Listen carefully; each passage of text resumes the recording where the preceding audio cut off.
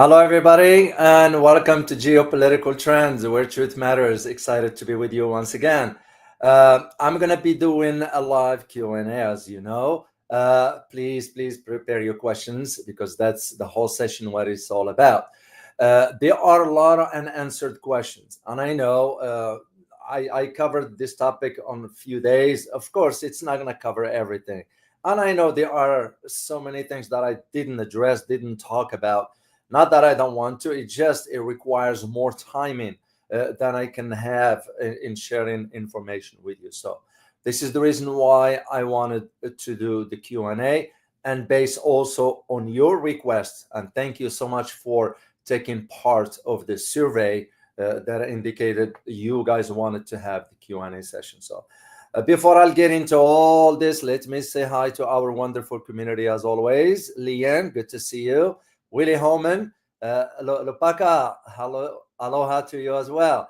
Aloha, as you know, in Hawaii. You know, my first name in Hawaiian is named Kawika, Kwika, Kawika. So interesting statements, Lupaka. Aloha, Dr. O, from the American occupied Hawaiian Islands. There is some truth to that. That's true. A lot of people do not know the history of Hawaii and how we came about taking over. So anyway, so Matt Becky, good to see you. Thank you always, Matt, for your messages on X. So I do read all that stuff. So appreciate that. Atin Wu, good to see you as always. And yes, indeed, the world is becoming a little crazier. So Thunderbolt, good to see you. I haven't seen you for the last few live streams. Hope all is well. Marco W, as always, good to see you. Taiwan Still, as always. Who else is here? Kevin Baptist, as always, and much appreciate you, Kevin, for all the support you've been providing for this channel. So I'm very, very grateful to you for that. So Alice Talukin, as always. Jasmine Allen, hello to you as well. And who else? Van Hawk Wong, good to see you.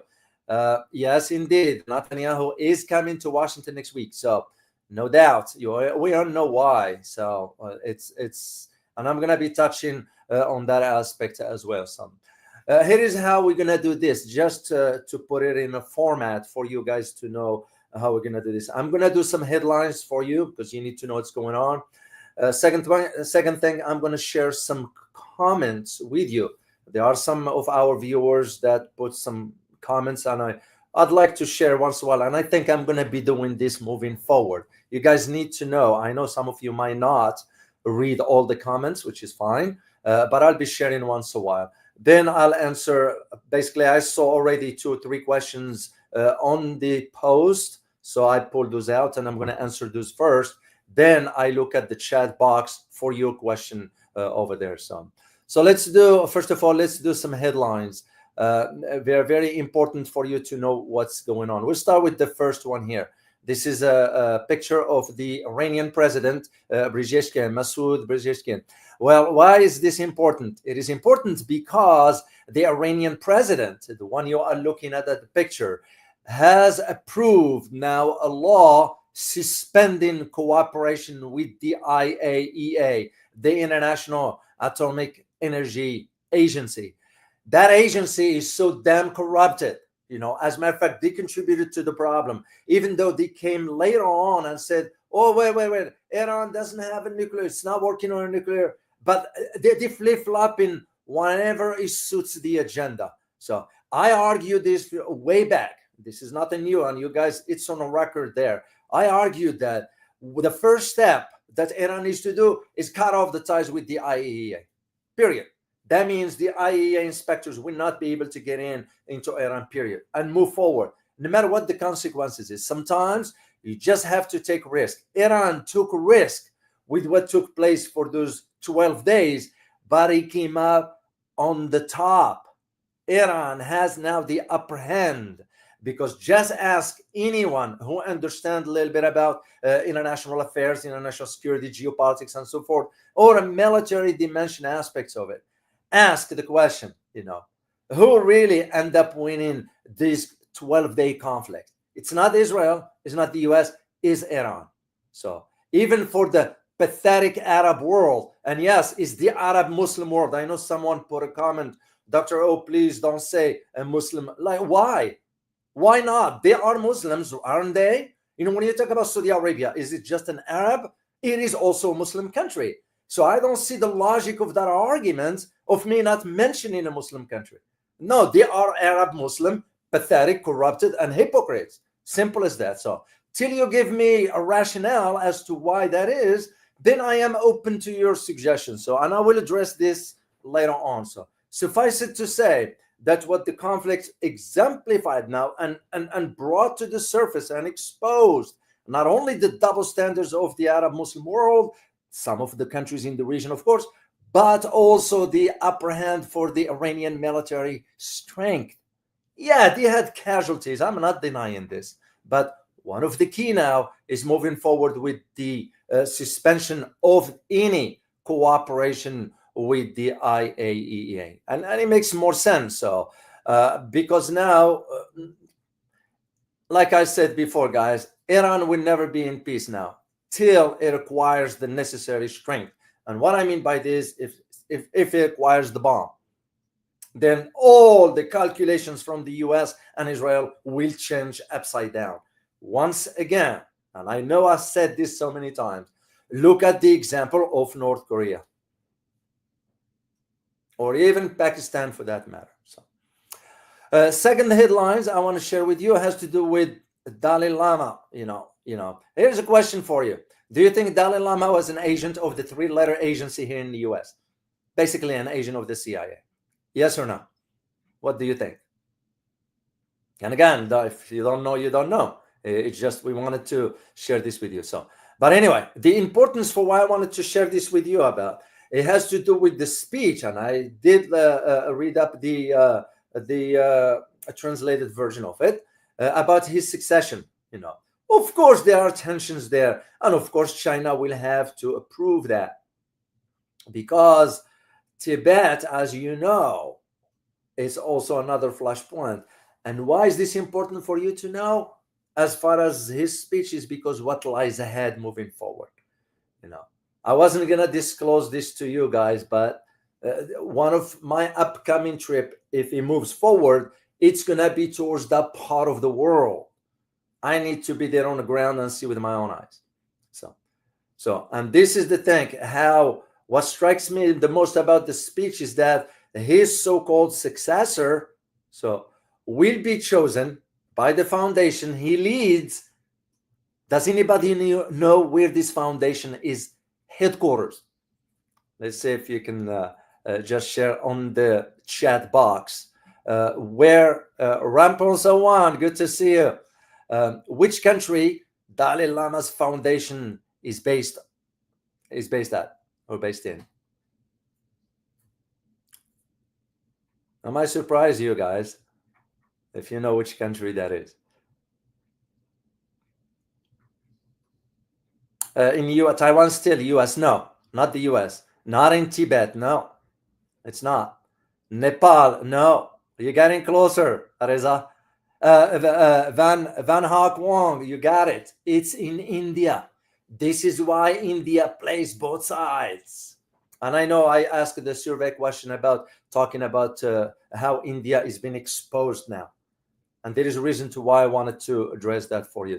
So yeah, it's in India. That's what it is. So this is what was the message about, thinking, okay, how India is going to be used once again, and the US is going to take advantage of that. So that is one of the, I wanted to share that with. And the third headline, which is very related to our Q&A session here today, and this one has to do, this is a picture of Mr. Araghchi, the foreign minister of Iran, and his counterpart from China, Mr. Wang Yi. So what you're looking at that picture, but that's not about this too. It's about Israel urging China to curb Iran's nuclear ambitions. So Israel basically has urged now China to use its economic and political influence to constrain Iran's military and nuclear ambitions, saying that China has much to do in this regard. And of course, who issued this statement? It was none other than the Israeli consul general in Shanghai, His name is Ravid Bear. So, who also told the reporters in the city, and I quote here, China is the only one who can influence Iran, end of quote, adding that Iran will collapse if China does not buy its oil. I don't think so. I don't think he's kind of adding now more than what the truth is. So Iran is not going to collapse. If Iran didn't collapse since 1979, what makes him think that it's going to collapse today? What this highlights, however, is the importance of China into this.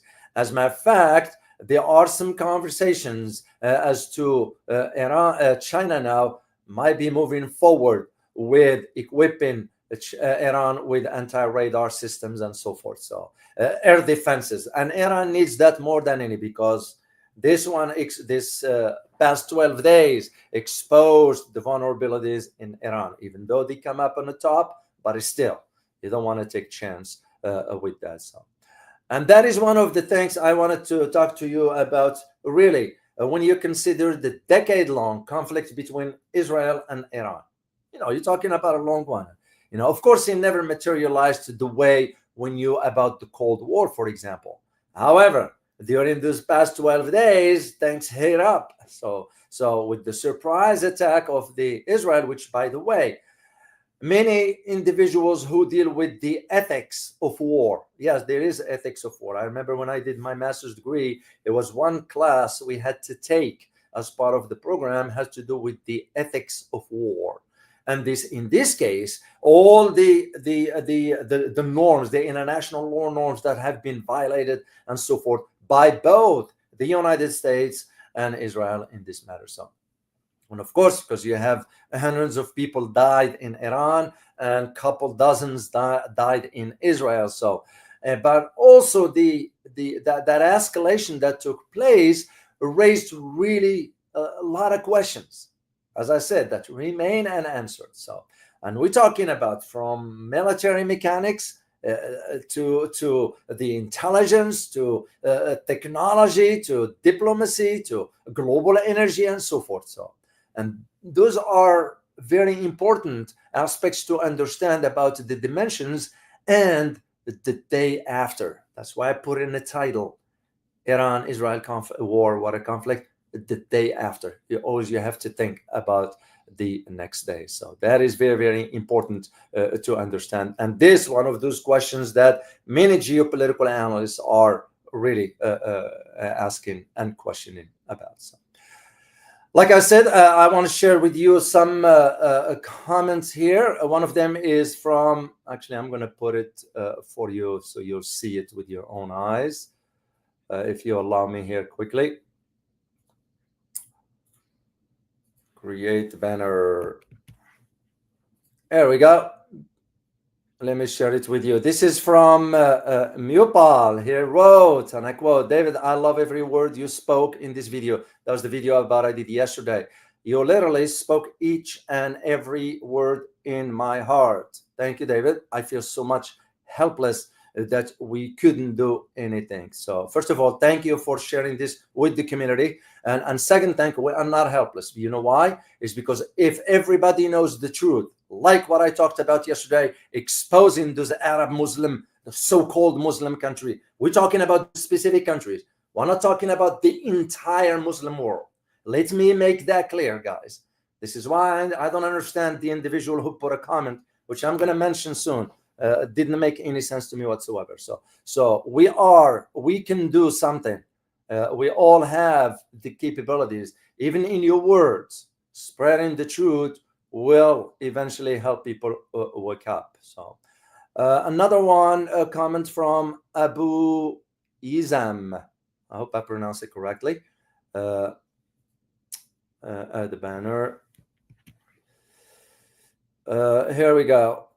Let me share this with you. And this is from Abu Izan. He said in Arabic, تحية طيبة لدكتور David على صدق الكلمة في قناتكم الموقرة. Basically, it says greetings to Dr. O for his honesty on your esteemed channel. Best regard to Dr. David. We appreciate the honest word. God bless. So thank you so much for your kind words. I truly appreciate it. Two more comments quickly here, guys, because you need to know what other members of the community are saying, because it's not and has nothing to do with me, guys. It has to do with our community. So here is what Lee Kong said, 9925. Dr. O, I have been following you for quite a while and always wonder if there is someone in the US who can show up and educate the public about the unfortunate direction their nation is moving, basically, because I reached the limit, is moving to. So yeah, I'm sure there are other voices out there. I'm not the only one. So there are other, really, there are so many out there. Now, as to your questions, let me start with, I'm going to start with, and again, first of all, let me just put this on a record, guys. I don't claim to have answers to everything. Never did, never will, because I'm always wanted to keep learning. So I don't claim to know everything. I don't claim to have answers to everything. And when I don't have an answer, I do say, I don't have an answer for this. Let me dig deeper and I'll get you an answer for this one. So I just want to put this out there. So regarding the individual who put, and out of respect, I'm not going to disclose the screen name. So when it said, this person said, and I quote, please stop saying Muslims, but say Arabs, not Muslims. First of all, don't ever dictate to me what to say and not say. So I'm being respectful here. And I usually tend to frown at things when anybody will dictate to me what to say. So let me just put that on the record. I respect your opinion, but don't ever dictate to me what to say. So I will not allow anyone, and I mean it, anyone in this world to dictate to me what to say and not say. So, and I don't have fear of human beings. So we'll put that to rest. So when I mention Muslims, when I say Arab Muslim, those Arab countries, they practice Islam. Another word, it makes them a Muslim country. Simple as that. I don't know what was hard about you not understanding this, but in any event, that is what I meant with that. Someone else also mentioned about, I need to relate the information better, and this one has to do with Turkey selling electricity. Don't assume. This is, to me, one of the things. And again, we are just exchanging ideas here. So I welcome your feedback, your criticism, whatever, as long as it makes sense. But the only thing I will push back against is the wrong assumption. You assume that I do not know about certain topics because I didn't talk about, in this case of this individual who put a comment about Dr. O needs to relate his information better about, I was aware of the Turkish airline and other Turkish carrier are resuming flights. They have been flying to Israel early 2023. And this one was after a pause of about 15 years. So, and here is what happened. Just because I didn't say it doesn't mean I wasn't aware of it, because this one, the Israelis and the Turks have sort of issued a new aviation agreement, which was signed in 2022. And this agreement marked the first bilateral civil aviation deals between the two countries since 1951. So I will greatly appreciate it next time. Do not just issue statements without making sure. And if I don't know things, I come forward and say, I don't know it. Because there is no shame in saying, I don't know. But I will not allow this kind of statement just to be, you know what I mean? Because we are honest in this community, guys. Honesty is important. So you say what's in your mind, and I'll say what's on mine. Simple as that. So. All right, let me get to the first question here from, this is not going to show up, but I'm going to put it on a screen for you guys to see. It's not going to show up all of it because the banners only limit about 200 words. That's it. So, but I'm going to read the question for you guys. Take a look. So this is the question from Doberman McLeod. So anyway, what do you think are the odds that the Israeli court will back down and stop prosecuting Netanyahu because of Trump's threat to cut off funding? By the way, not cut off funding to stop the genocide, but to stop Netanyahu's prosecution is a slam dunk case of corruption and bribery. A good question. It's because, first of all, makes us just wonder, why the heck is Mr. Trump getting involved in what's going on regarding the court inside Israel? You know, who the heck are you? It's like we don't want anybody to get involved in our internal affair. Why is he addressing this?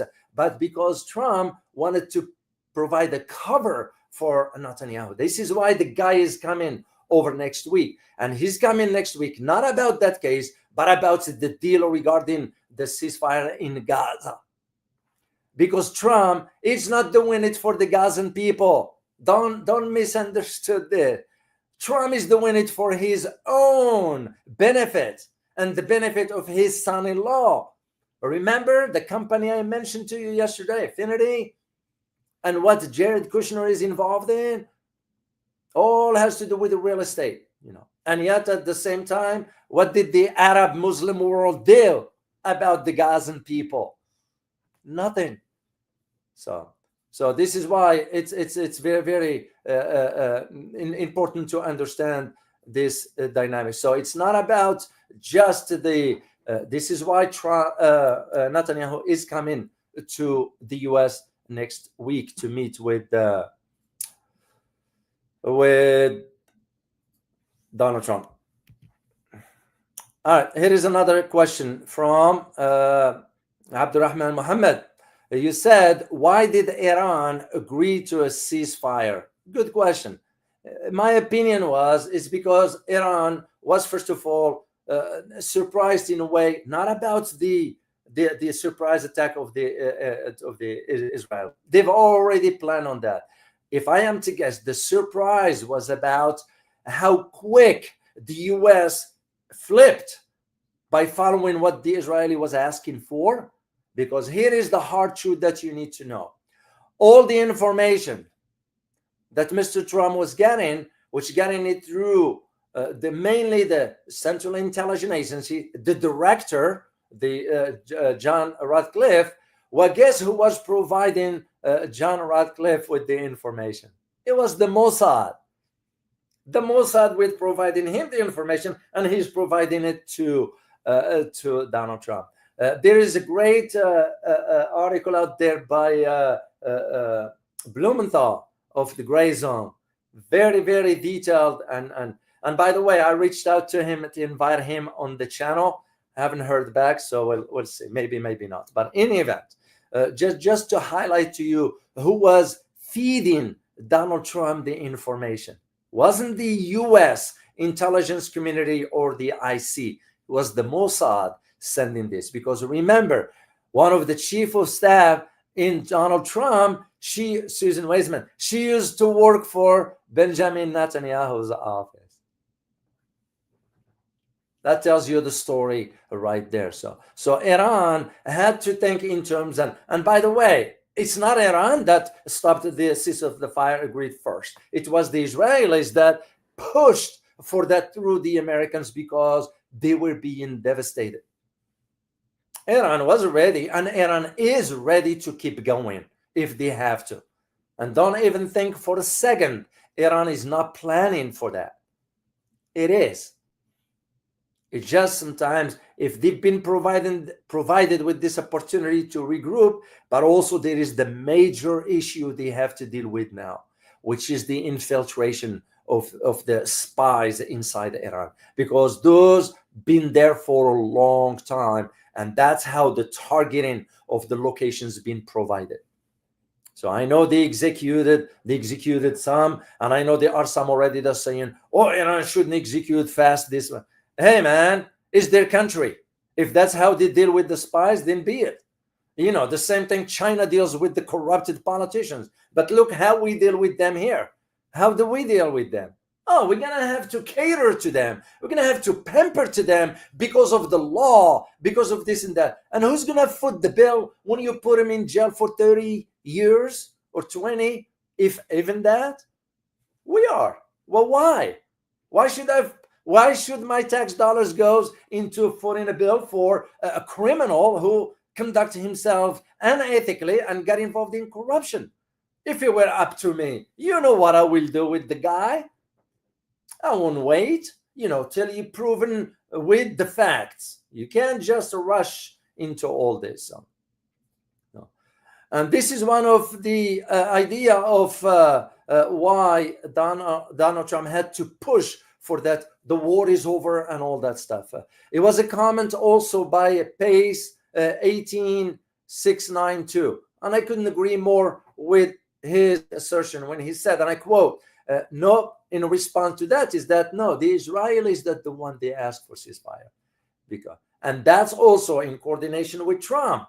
So that means there's, and I couldn't agree with Pace 18692. There was the coordination between Israel and the United States, because Donald Trump gave that green light for them to announce this ceasefire per se. So that's why I'm saying you just have to always pay close attention to how things are worded. So, Hiri Local, good to see you, man. Sorry I missed you in Holland when I was there. So maybe next time. So, all right, let me say thank you here. Since I'm by myself, I can always interrupt myself.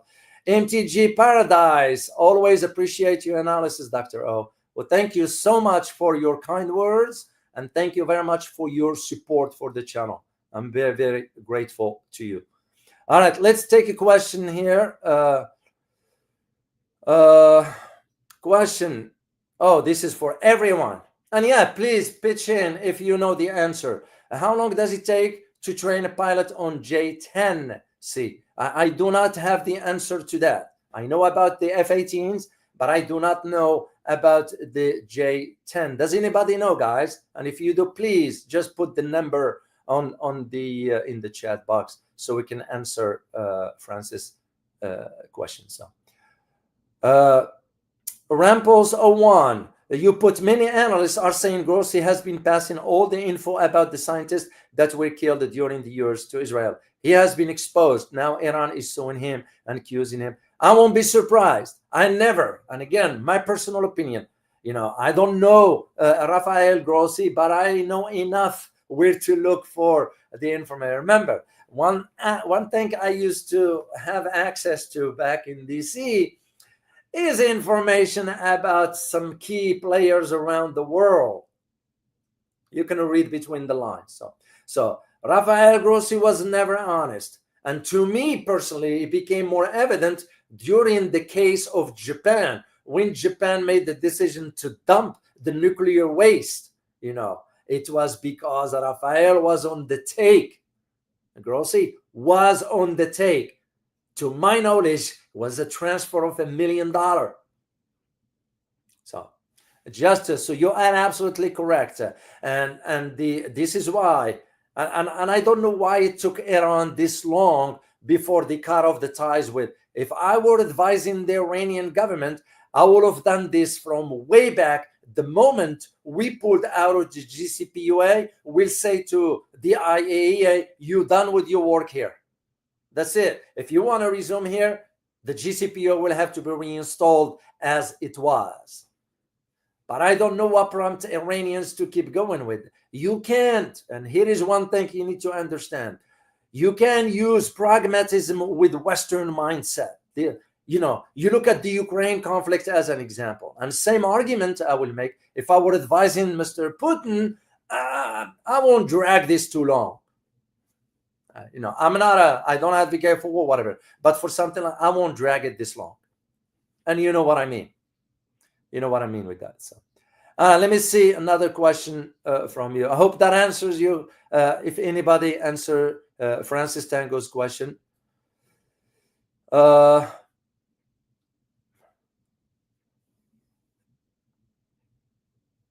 Yeah, I don't see this answer yet. Army with Harmony. You put transition. I'm going to share the screen. Transition to J10, 6 to 12 months.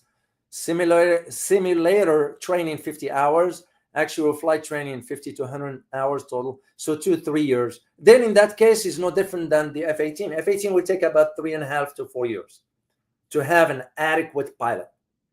As a matter of fact, the Russians just shut down one of the top Ukrainian F-18 pilots. They just took him down. So thank you, Army with Harmony, for that. So, Doggy 55, let's take this question. Do you think it is significant that Singapore Prime Minister Lawrence Wong chose China for his first bilateral official visit to a non-ASEAN country? That's a message right there. It indicates, and I agree to a degree. I agree to a degree with Professor Kishore Mahbubani, who did mention one time that almost like in one of his presentations, sending a message to the Americans that don't force us to choose between China and the US, because mainly Asia is going to go with China. And that's exactly what happened, except that Mr. Mahbubani, sometimes he kind of refrain from putting the argument openly when it comes down to India. So, and I'm not criticizing Mr. Professor Mahbubani here. I'm just putting the facts on the table. So you can't be cherry picking the information either. You know, just because your ancestors India, whatever, that's beside the point. Because India is on the wrong side of history, whether we want to admit it or not. And India is playing both sides. India wants to stand on both sides of the fence. You can't do that. And it's become exposed. And that's why I wanted to do the topic for you. And I will do it later on. Because what you need to know is what the head of the military of Pakistan just did in Washington in a private visit. This is why India ended up holding the end of the stick. So, in any event, for Singapore, it's a clear message. It's a clear message to the US. You know, it's we done, meaning we, the US, as far as global dominance and hegemony. And of course, this Iran conflict exposed that to the open, because we're not going to send ground troops to Iran. That will be suicide. And on the other hand, for ASEAN, they're not going to be waiting on the US. They're going to move on with what they need to do. So, and for the Singapore's Prime Minister, Mr. Wong, it's a right decision. It's a right choice. You all remember when what's his name, Bong of Marcos Jr. took office? What was his first trip? Except in his case, he was a hypocrite. He knew what he was doing. He wasn't being honest with the Chinese when he went to Beijing first. Because the moment he came back to Philippines, signed a military agreement with the US to have more access to bases on the Philippine territory. So, all right, let me see another question from you guys. Someone, excuse me. And I'm just scrolling through the chat box here to see. All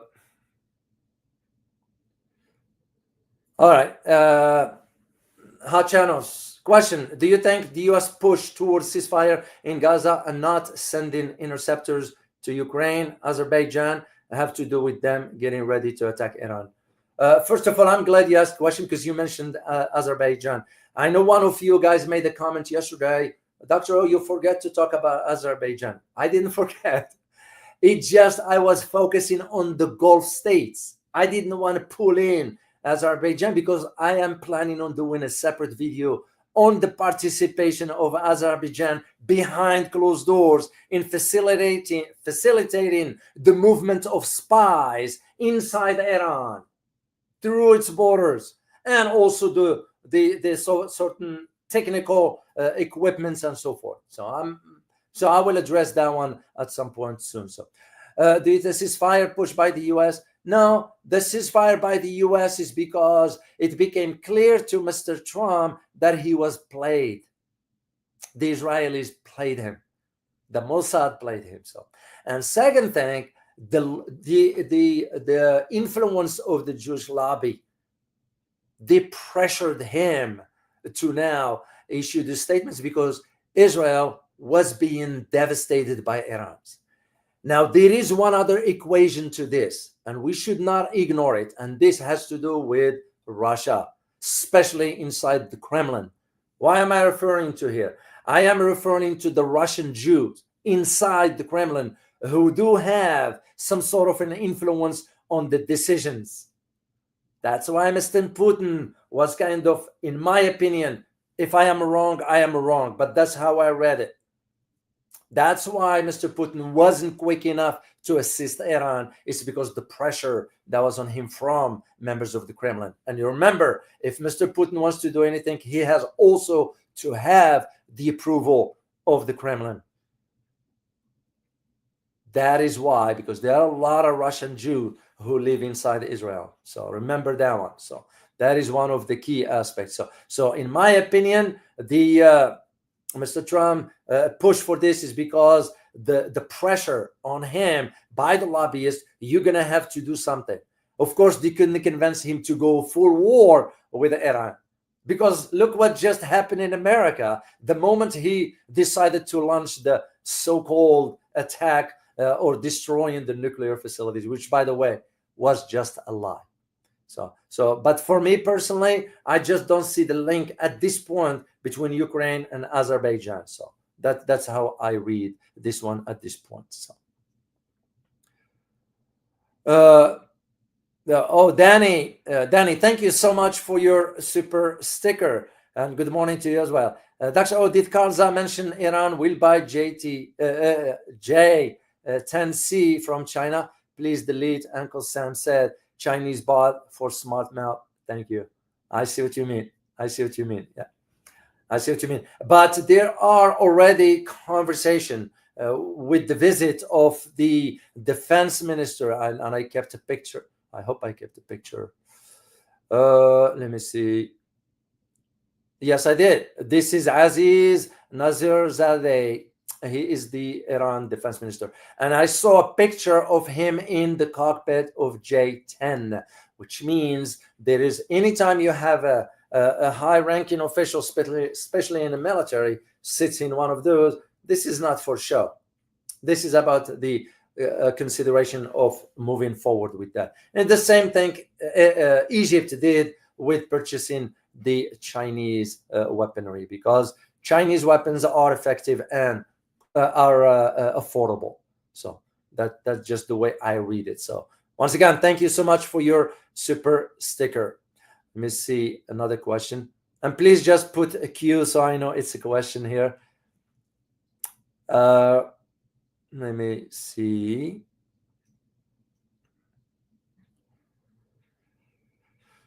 All right, let me see here. Oh, Emperor King. A question, Dr. O. I want to ask about will China supply, will China supply Iran Chinese fighter jets? Would that be a good for Iran Air Force? Well, of course, here is before I'll answer that. You need to understand, anytime you purchase a new type of fighter jets, there is a lot that comes with it. Iranians have been using certain Russian models. That's what they've been trained on, which means now if they go with the Chinese, which is a possibility, it's not that hard. It's just they're going to have to alternate or alter their training processes towards that particular new equipment, because it's a different model. This is why you have now the Turks, and this crossed my mind because I know the Turks are begging now Donald Trump for F-35s. But the US and NATO are thinking twice about that, because the Turks have purchased the S-400 missile systems from Russia. Well, those locks into me, which means they will be able to lock into the F-35s, because key NATO countries use the F-35. So, and the same argument I could make about the Chinese equipping the Iranians, which frankly, after what happened with Israel, Iran has no other alternative. They need to move forward with this ASAP. They can't drag this for the next 5 years. Next 5 years, things going to be different. So they better move on this ASAP, as soon as possible. Either sit down with the Russians and say, hey, are you delivering stuff, whatever? And if not, move on with the Chinese. No hard feeling, you move on. Because that's the only way I'll see this. And I am starting to feel I am leaning more towards the Chinese more so than the Russians. I don't know. It's just the way I see where the trajectory is headed. I hope I'm wrong, but if I'm wrong, I'm wrong. So that's the only way I see.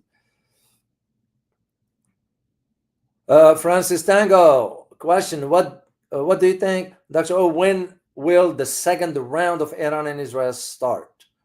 Well, that could be at any time. Don't rule that out. Could be at any time.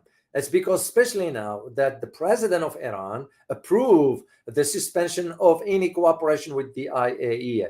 Once the Supreme Leader Ali Khamenei makes it official, it's over. I won't be surprised that Israel could surprise, but this time around it will be different. It will be different because Iran will not hesitate a second to respond, and they're gonna respond forcefully, because that's it. This is it, because gloves are off.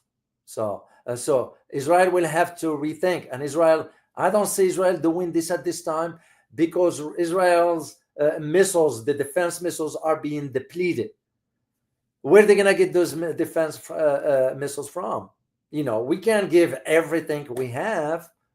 So and unless we become the one conducting the war and I don't think so American people will let this go. It's been exposed now how much sort of the government in Israel is using our tax dollars to their benefit, not to the American benefits. So that's the only way I see this one here.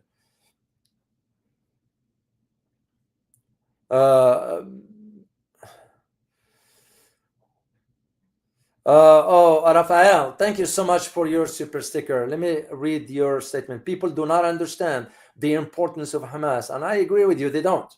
That's why they have no idea. They don't understand the structure of Hamas within the Palestinian society. We're not talking about just in Gaza. We're talking Palestinian society.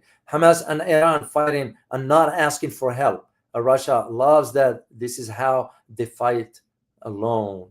I see your point.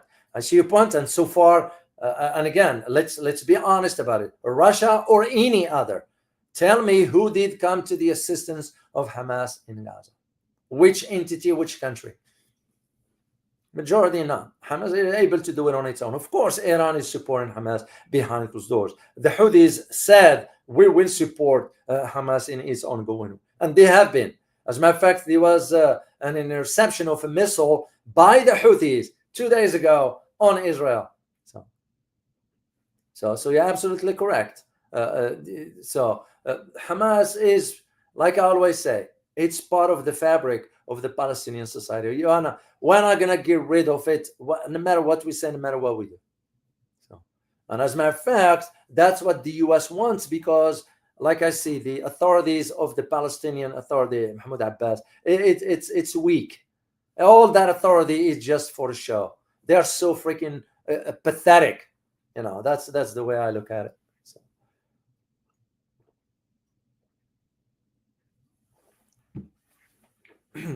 Oh, Hot Channel, once again, thank you so much for another super sticker here from you.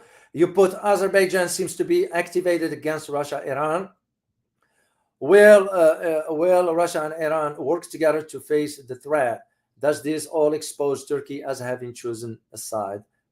Very, very, very strategic question. This one pertains to really what's at the heart of what geopolitics is all about. As a matter of fact, this morning I read somewhere that Russia now will have to attend to really dealing with Armenia and figuring out Azerbaijan. Now, not later, now. So it makes me just wonder, is the calculations going to be concerned? Second thing is, for Turkey, of course, Turkey is going to be watching for any opportunity. But the wild card in all this is China. And why is that? It's because China and Iran entered into a venture to build a railroad that's going to go cross through that region. That is exactly where the big concern right now is, how this economic venture is going to change the trajectory, because to China, they don't want to be counting on the maritime routes. They want to have also an alternative to maintain their access to energy. Remember that. This is a very, very strategic. To Russians, the last thing they want is the presence of any American military establishment. Do we have a presence there? I'm going to say yes. It's not a presence that like what we have in Qatar or Kuwait or Bahrain. Those are forward bases, very, very small, a handful of individuals and so trainers, whatever you want to call them, and that's about it. So yeah, Iran's going to be now have to deal with the borders with Azerbaijan, because it's becoming clear that the infiltration of spies was coming through that border entry. Second thing is, how far was Azerbaijan allowing Israel to, because Azerbaijan opens its airspace. And again, I am going to do a separate video for you. And that again pushed Turkey on the edge as to, Turkey is going to end up holding the end of the stick. But remember, Turkey is doing business with both Azerbaijan and Israel regarding energy. So that is one of the key things that I need you guys to keep in mind. Oh, by the way, while I'm thinking about it, guys, does anybody know, because there are two individuals, I am not seeing them here anymore. One is Hangin G44, and the other one is Amanda. I hope they are okay. Hope they are okay. If anybody knows, please just share some information about that one. So,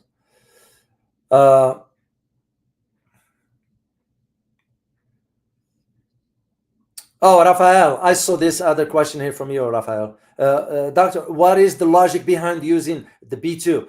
In a simple question, it's just a show of force, posturing. Because remember, B2 is the only aircraft that, or a bomber, we will never station anywhere around the world. We will fly it around the world for even up to 37 hours, but it has to come back home. And why? It's because the sensitivity of the technology in it and all that. And we are not willing to take any chance on that. We could send the Lancer, for example, we could do that. But I think I have a picture. Yes, I do. Like Lancer right here. You see it right there. This is in Al Udeid base.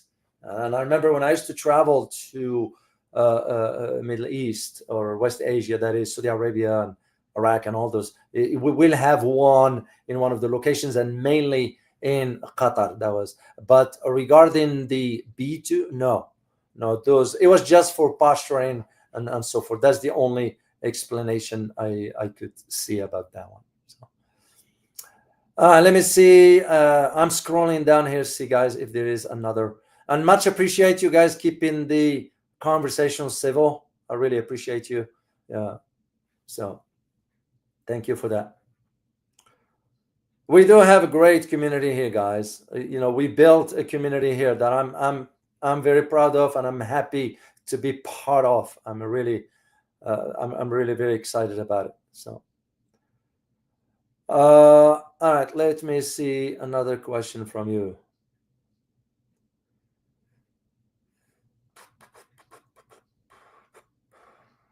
It's one thing that I am certain of, guys. It's just now if you read the geopolitical landscape in West Asia, it's changed. No matter what Washington issue statements and so forth, yeah, it's not gonna. It changed. Let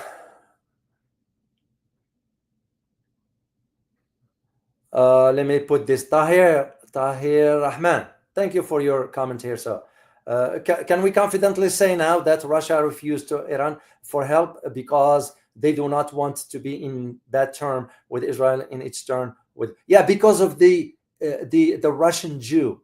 The Russian Jews influence inside the Kremlin.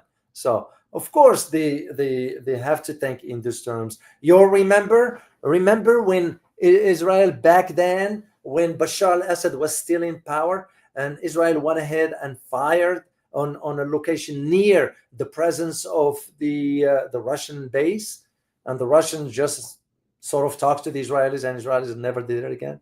Yeah, it's because the influence of the Russian Jew into that. But on the other hand, is exposing the Russia for, like I said last time, I think I asked that question, whether now we're going to be looking at Russia as just a regional power, not a global power. It's a big difference, big difference. And I'm just asking the question. I'm not saying that's what it is. I'm just asking the question. Could we be looking at Russia now just as a regional power? So let me see. Kevin Baptist. Amanda is at work, dog. Okay. I just, you kind of, by now I learned the names and I know what to look for. And if I don't see someone, that's like I used to have with my, it's not that I consider you my students. No, it's just the comparison. If I don't see a student for 3 times that didn't show up for class for 3 times, then something start to go through my mind. So thank you for that, Kevin. So as long as she is okay. So all right, let me. Samir Karim, so nice of you to ask about. Well, of course, because the community to me is a family. That's how I look at it. And I don't use I am not someone who sugarcoat things. That ain't my personality. So when I say the community is like a family, I mean it. I'm not being Mr. Nice. I am who I am. That's how I look at it. So it's, to me, that's almost a response to that individual who said, we are helpless. No, we're not. We're not. Never accept that defeatist attitude of, well, no, we are not. Because if we are to exchange truth, if we are to share knowledge with each other, you spread the word. That's why truth matters. That is why truth matters. People will eventually wake up consciously. They will eventually wake up and start to see the reality for what it is. So it's very, very important to me to ensure that the community is doing well and we keep it up that way. So it is question from NN. Question: is US going to have a full-out war with Iran? No, we can't afford it. I mean it. Don't think because we can't afford it, and we won't be able, after the disasters of Afghanistan, and let alone the Houthis. Look at just the confrontation with the Houthis. Did we lift the blockade? No, the blockade's still there. I don't see Iran, and I said this when I wrote my Iran book back then, I make the argument. Do not make the mistake of comparing Iran to Iraq, or comparing Iran to Afghanistan, or comparing Iran to Somalia or Libya or what have you. No, I made the case for that based on my research. I was on the ground. I was on the border up North Kurdistan overlooking Iran and so forth, and knowing the history of Iran, knowing the history of the Persian Empire. This is what gets me with these damn politicians in Washington. They have zero knowledge about the history of those empires or those countries, whatever term you want to use. And they go with that assumption that we are high and mighty. We're going to fly the B-2 and they're going to get scared and bow to us and all that stuff. I ain't going to work that way. So, and Houthis proved my theory. So that's why that's the way I see it. So I got a question from Emperor King. Dr. O, the Shah's son talk about he wants current regime to be gone. You think that's possible? No. Or is that America and Israel wants to make it a puppet state? Well, of course, he wants the regime to go because who's going to take place? He will be the one. And if he's in place, who do you think is going to be serving? But I don't think so. Iranian people are smart enough. There might be some disagreements with the current regime, but not to the point of installing the son of a Shah back inside Iran. There is no way. That ain't going to happen. And the regime, the current regime in Iran, has put in place mechanisms by which to deal with this eventuality. This is why the last conflict, the last 12 days with Israel, it brought all Iranians from all walks of life, despite their differences, all of them rallied behind the flag. And I remember seeing that banner that says, "We are all soldiers of Iran," loud and clear. So I don't see that happening. So, okay, let me see another question. Question: Army with Harmony. How many are there local Iranian sleeper cells in Texas? And I don't know. I can't answer that question because I don't know. Back in the day when I was still in DC, there are some elements here and there, but the way they are making it sound in Washington, because that's why the FBI went ahead and allocated 2,000 agents to deal with the sleeping cells. No.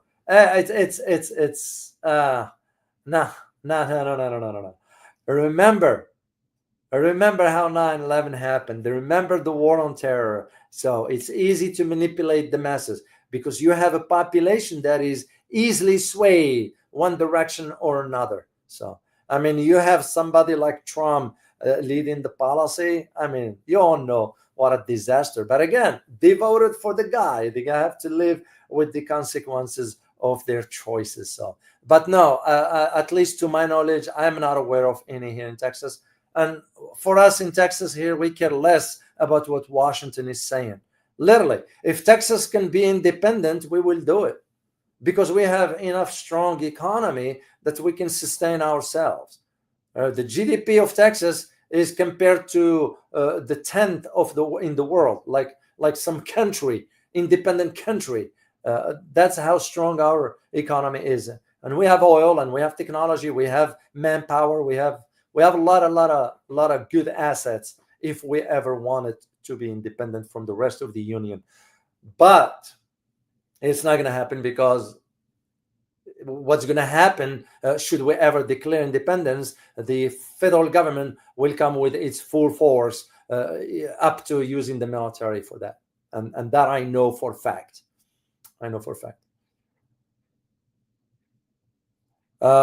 Question: what is the Abrahamic shield protecting against China? I am not familiar with this. If you're talking about the Abrahamic Accord, that's a different story. But for that one, I do not know. All right, Doggy. Question: what do you think about the fact that Europe gave in to Trump's demand to boost their military spending to 5% of GDP? No. Don't fall for that. Don't fall for that. What they say in public versus the reality, that might be just on paper. Remember, they figure out how Trump works, and Trump works by you just agree with him in whatever and do your own thing. So this is why Canada made a mistake yesterday. You all know what happened with Canada, right? They backed down from imposing the what you call them, tariffs on the tech companies. And that's it.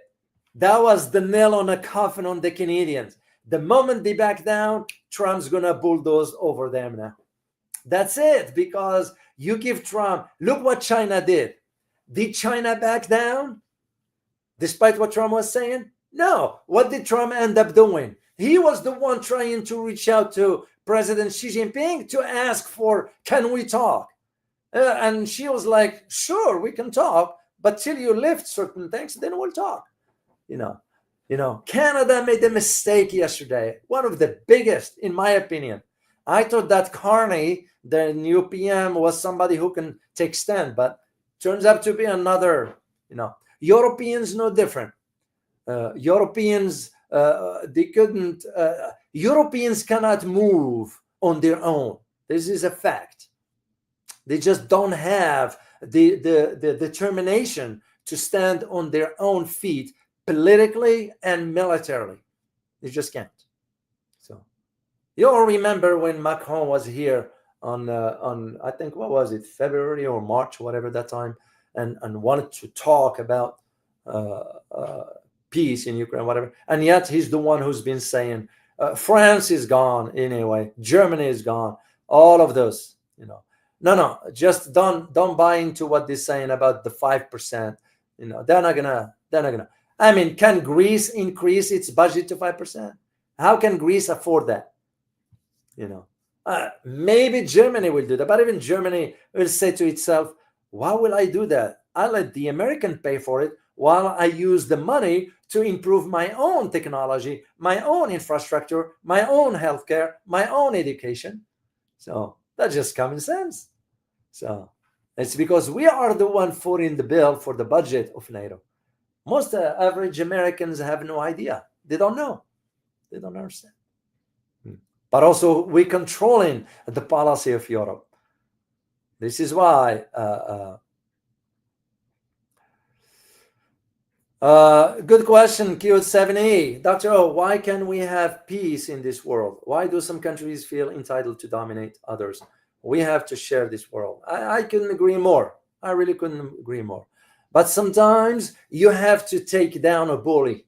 Simple as that. And I don't shy away from saying what's true. And it comes down to that. You have to take down a bully. Then you set up, and I think we are going into that direction. The way I see it, and I hope to see it in my lifetime, thinking in terms of the new multipolar order, how it's going to be managed, and we're already seeing, and I'm going to be talking tomorrow on the other channel, Geopolitics and Money. We'll be talking about BRICS, but it's not about just BRICS. It's about the financial aspects of it, because one of the key that is allowing us this dominance or abuse, I won't use the term dominance, I will say abuse of power, is the financial aspect.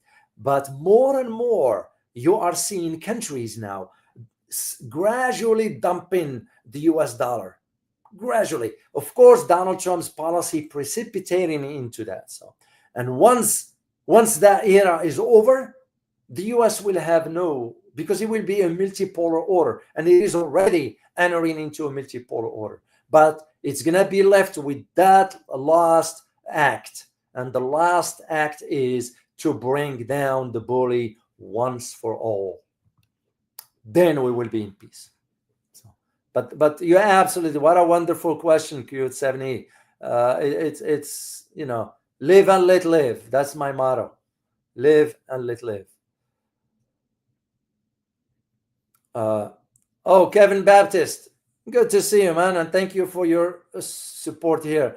Dr. O, what is the efficacy of F-35s? They are often referred to as flying pianos. I believe you have commented before. Yes, I remember when I used to go to a location in Florida, and I would see sometimes the testing of back then of the F-35s, and of course we learned about the cost of it, and I was just shaking my head for how much it cost. Then you start to wonder about the performance of that. And when I read up a little bit about the Su-54, and of course later on, because for the Chinese J-35 and J-10 and so forth, later on I read up on all those basics. I don't deal with aviation, whatever. All I'm reading is the basic maneuvering. That's all. Basic information for me to give me an idea how flexible this fighter jets versus this one.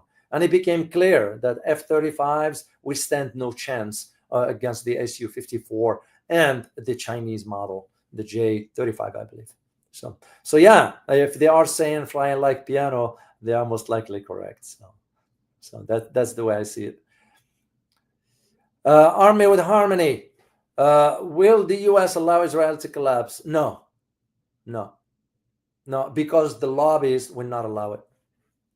Because they are very, very, till we get rid of Congress, Get rid of all. You get now individuals like Ted Cruz from Texas, which, by the way, he doesn't represent me. I'll tell him to his freaking face, you don't represent me, as corrupted as it gets. Then you have this Lindsey Graham, who's been having some weird, you all know about his private. We're not going to get into that here on this channel, if you know what I mean. That's his private life. I don't care. But for the fact that then you have the third one is Tom Cotton. Get rid of all those and any other one, because most of them are being controlled by the lobbyists from the Israeli lobby. So once you have that, then, but as far as allowing Israel to collapse, no. What we are now have to be ready for is that a new order in West Asia. So, because that's it. Oh, you have to be careful with those Arab Muslim hypocrites. Those, they'll smile to you and stab you in the back. How can you trust the Saudis? How can you trust Jordanians, Egypt, Bahrain, Kuwait, United Arab Emirates? How can you trust those? And even some, of course, Syria now, because remember who we put in power there as an interim. So that's so the short answer is no. We're not gonna let it collapse now.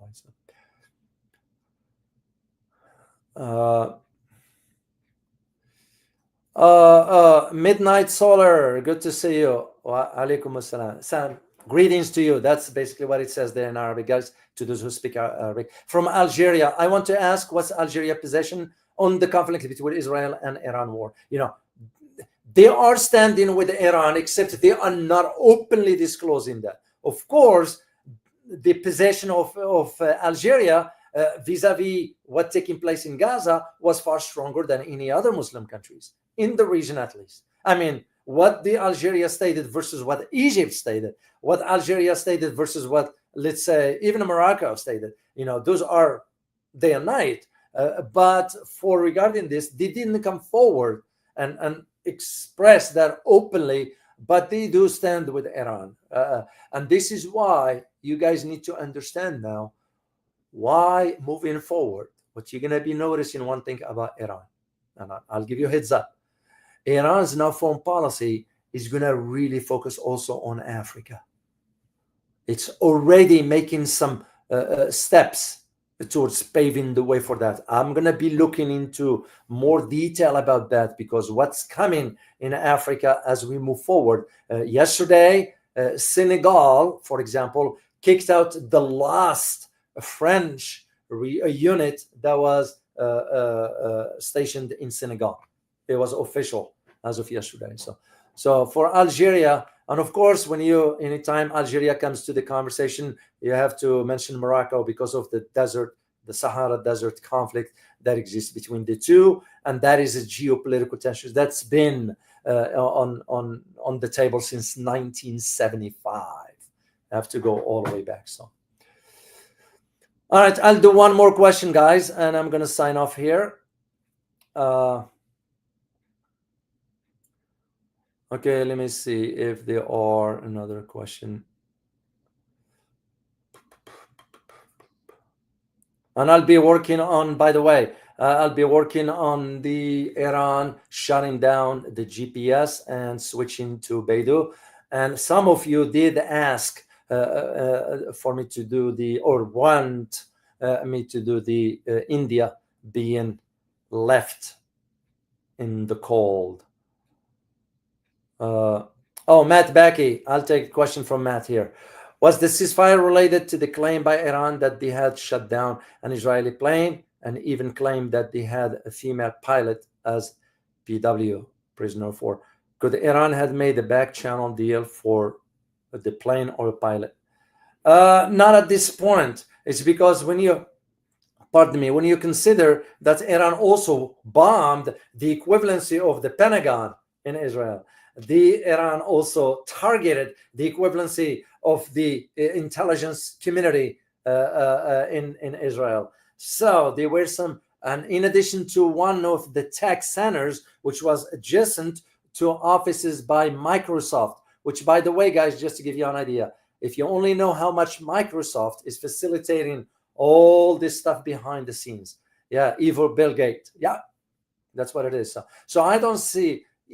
Maybe later, Iran will deal with this. For now, Iran has to focus on ensuring that its air defenses are up to date and ready to function. Second is finalizing this issue with the IAEA, make sure once for all so they can move on with the decision that they want to do. Are they going the route of acquiring the bomb and be done with this? Because if Iran, the moment it declares that it has the bomb after conducting the test and so forth, then it's over for Israel. It's over for the US. So the only thing that comes with that is, are you going to see now a nuclear race, armor race in West Asia? But maybe later on, Iran can negotiate regarding the swap of this or something like that. And that's usually normal. Most countries, when they capture pilots or soldiers or whatever, it's not going to kill them. They're just going to hold them as a bargaining chip. We do that. The other countries do that. The Russians do it. It's the norm. So I just don't see it happening at this point. It's because Iran in no mood right now to just be catering to whatever Israel wants to ask. So anyway, guys, I want to say thank you so much for being here. I enjoyed truly doing this live Q&A with you guys. And we're going to be doing this on some key issues that I want you to be aware of. So this is regarding the link to my upcoming trip to Asia. I do plan on going. I hope you guys can support the channel. And again, I just literally didn't get you the exact numbers to show you where we are. Appreciate you to those who buy me coffee rather, for supporting the channel. I am very grateful to you all. So anyway, I hope you guys enjoyed it, and I look forward to seeing you next time. As always, remember, geopolitics impact your daily life in more ways than one. Till next time, guys. Bye-bye.